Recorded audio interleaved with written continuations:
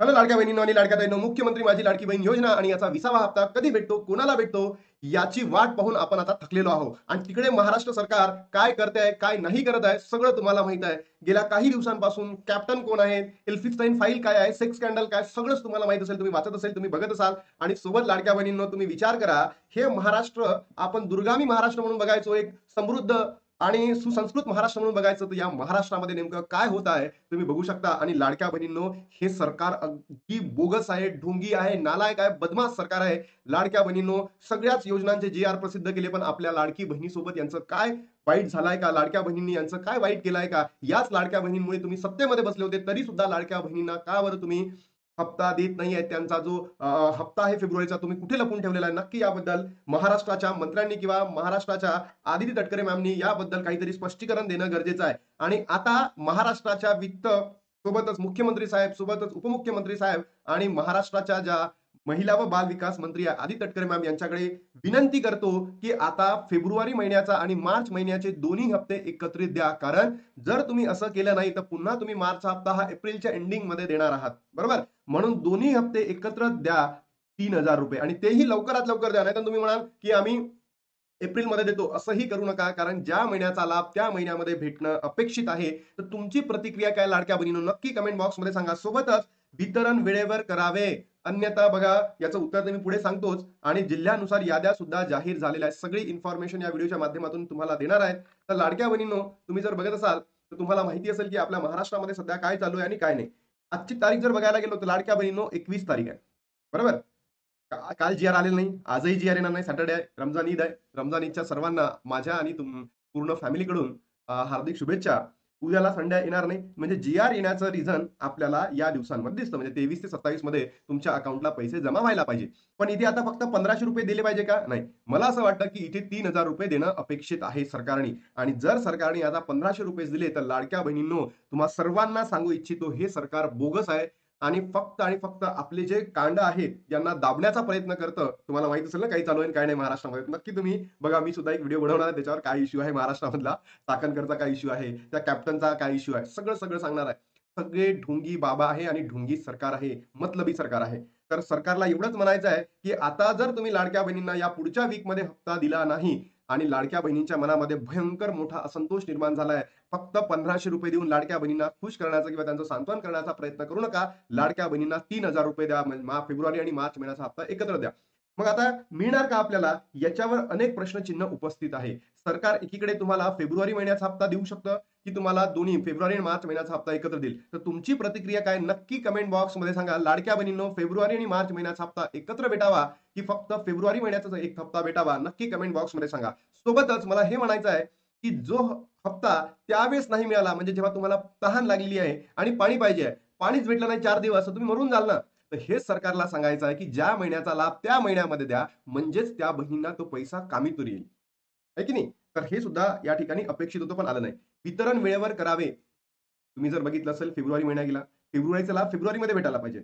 आणि आज मार्च महिना एंडिंग होत आहे, संपत आहे. मार्च एंड होत आहे. तरी सुद्धा पैसे नाही. म्हणजे 2 महिने तर काय पेंडिंग झाले.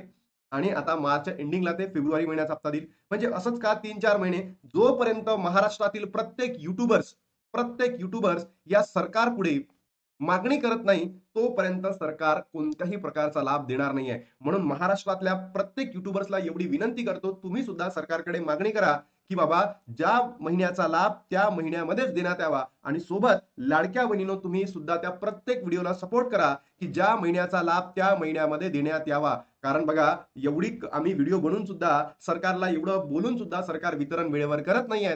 जर नाही बोललो तर सरकार वितरण करणार नाही म्हणजे नाही, हे समजून घ्या लाडक्या बहिणीनो. म्हणून या व्हिडिओला महाराष्ट्रातील तमाम बहिणींपर्यंत पोहोचवा, तमाम युट्यूबर्स पर्यंत पोहोचवा, म्हणजे सरकारपर्यंत सुद्धा पोहोचेल आणि त्या सरकारला समजेल, की हे बाकीचे कांड करण्यापेक्षा लाडक्या बहिणींना योग्य पद्धतीने त्या महिन्याचा लाभ त्या कालावधीमध्ये द्यावा, हे सुद्धा करता येईल. त्यानंतर लाडक्या बहिणीनो, एक बातमी आलेली आहे, की मार्च महिना संपत आला असून सुद्धा फेब्रुवारीचा हप्ता आला नाही. लाडक्या बहिणींना ₹1500 कधी मिळणार? ₹1500 कधी मिळणार? तर बघा लाडक्या बहिणींनो, लाडकी बहीण योजनेच्या लाभासाठी महत्त्वाची बातमी आहे.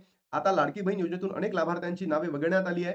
लाडकी बहीण योजनेतून 90 लाख बहिणींना वगळले असल्याचे सांगितले जात आहे. लाडकी बहीण योजना लाभार्थी पडताळणी करण्यात आली असून त्यातून लाखो अर्ज बाद केले जाणार आहे. म्हणजे विचार करा, किती बोगस सरकार आहे. जेव्हा लाडक्या बहिणींचा वापर त्यांना मतदानासाठी करायचा होता, त्यावेळेस कोणतेही निकष त्यांनी लावले नाही. बरोबर? सरसकट लाडक्या बहिणींना लाभ द्यायला त्यांनी सुरुवात केला.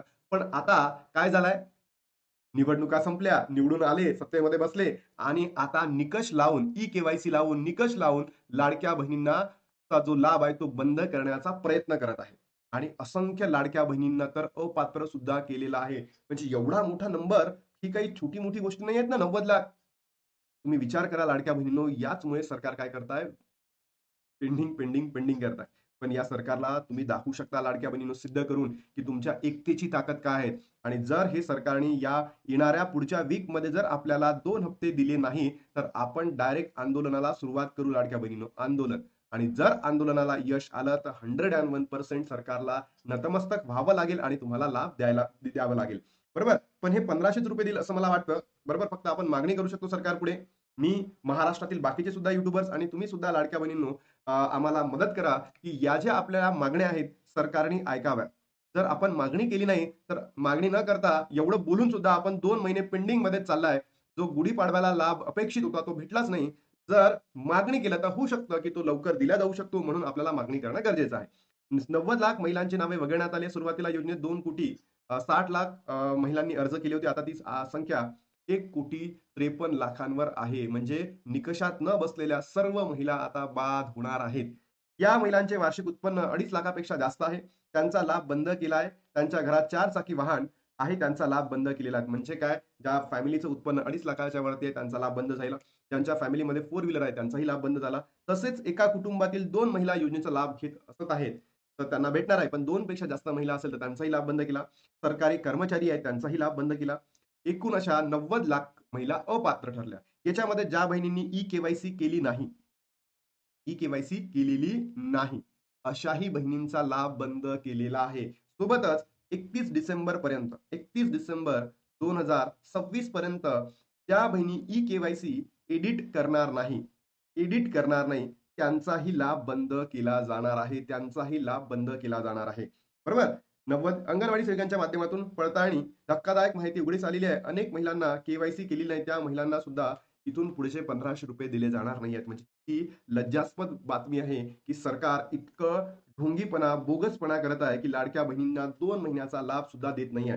बरोबर? पेंडिंग ठेवत आहे. म्हणून आता सरकारकडे एवढीच विनंती आहे, की दोन्ही महिन्याचा लाभ एकत्र द्यावा, फेब्रुवारी आणि मार्च महिन्याचा आणि वितरण हे वेळेवर करावे. अन्यथा महाराष्ट्रामध्ये जो पुरोगामी महाराष्ट्र होता, समृद्ध महाराष्ट्र होता, सुसंस्कृत महाराष्ट्र होता, यामध्ये महिला आता शांत बसणार नाही. तर तुम्हाला माहित आहे महाराष्ट्रामध्ये काय झालंय? म्हणून या सरकारला सांगायचं आहे, की लवकरात लवकर वितरण करा. अन्यथा लाडक्या बहिणी जर रस्त्यावर उतरल्या, तर सरकारला सुद्धा घरी बसावं लागेल. यापासून सरकार वाचू शकणार नाही. म्हणून सरकारने लवकरात लवकर लाडक्या बहिणींच्या अकाउंटला पैसे जमा करावे. तुमच्या प्रतिक्रिया काय नक्की कमेंट बॉक्समध्ये सांगा. आता थांबतो आणि भेटू तुम्हाला नवीन व्हिडिओमध्ये. तोपर्यंत जय हिंद, जय महाराष्ट्र, जय श्रीराम.